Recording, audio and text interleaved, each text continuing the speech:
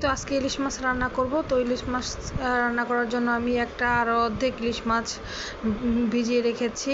এরপরে হচ্ছে আমি প্রেসার কুকারে হচ্ছে কচুরমুখী দিয়ে যেহেতু রান্না করব সেটা হচ্ছে সিদ্ধ করতে দিয়ে দিয়েছি। আসসালামু আলাইকুম, সবাই কেমন আছেন? নতুন একটি রান্নার ভিডিওতে সবাইকে স্বাগতম জানাচ্ছি।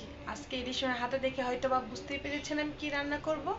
আমার প্রিয় একটা রেসিপি, ইলিশ মাছ দিয়ে কচুরমুখী দিয়ে রান্না করব। প্লিজ সবাই ফুল ভিডিওটা দেখবেন। সবাইকে সম্পূর্ণ ভিডিওটা দেখার আমন্ত্রণ রইল।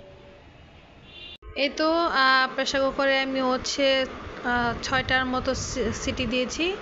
5-6টা দিলেই হয়ে যায়। তো সুন্দর একদম সিদ্ধ হয়েছে। দেন হচ্ছে এখন হচ্ছে আমাদের কচুরমুখী ছেলানোর পালা। একটার পর একটা কচুরমুখী ছেলানো হচ্ছে।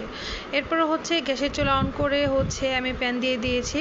আর আমি বরাবরই বলেছি সরিষার তেল আমি রেগুলারই খাই। তো সরিষার তেল তো খেলে তো অনেক ভালো, আর সবসময় সরিষার তেল দিলে তার ব্যতিক্রম তো আজকেও না। আজকেও সেম সরিষার তেল দিয়ে দিলাম। এরপরে হচ্ছে পেঁয়াজ কাঁচামরিচ দিয়ে দিয়েছি। এক পাশে হচ্ছে কচুরমুখী ছেলানো হচ্ছে, এক পাশে হচ্ছে আমি প্যানে হচ্ছে তেল গরম করে দিয়ে হচ্ছে পেঁয়াজটা দিয়ে দিয়েছি।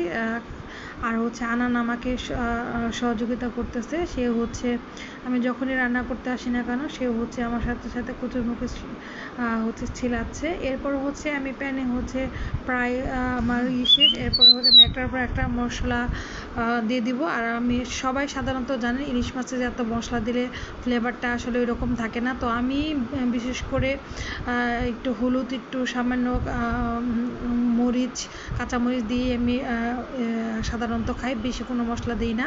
আর যখন দেখবেন যে একদম সুন্দর একটা মানে মশলার উপর তেল চলে আসছে, এরপরে হচ্ছে আমি কচুরমুখীটা কষানোর জন্য দিয়ে দিলাম। আর আমি ইলিশ মাছ সাধারণত হচ্ছে খুব খুব কমই কষায় রান্না করি।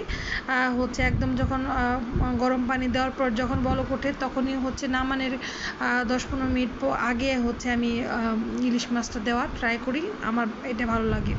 এই যে কচুরমুখী কষানো শেষ, এরপরে হচ্ছে আমি পানি দিয়ে দিয়েছি। এরপরে হচ্ছে কিছুক্ষণ কষানোর পর একটার পর একটা আমি হচ্ছে মাছগুলো কেটে ধুয়ে রেখেছিলাম সেগুলো হচ্ছে আমি এই ফুটন্ত হচ্ছে টকবক করা ঝোলের মধ্যে মাছগুলো দিয়ে দিব। এরপরে হচ্ছে প্রায় 5 থেকে 10 মিনিটের মতো 10-15 মিনিটের মতো রান্না করব। এখানে হচ্ছে একটা আর অর্ধেক ইলিশ মাছ আছে।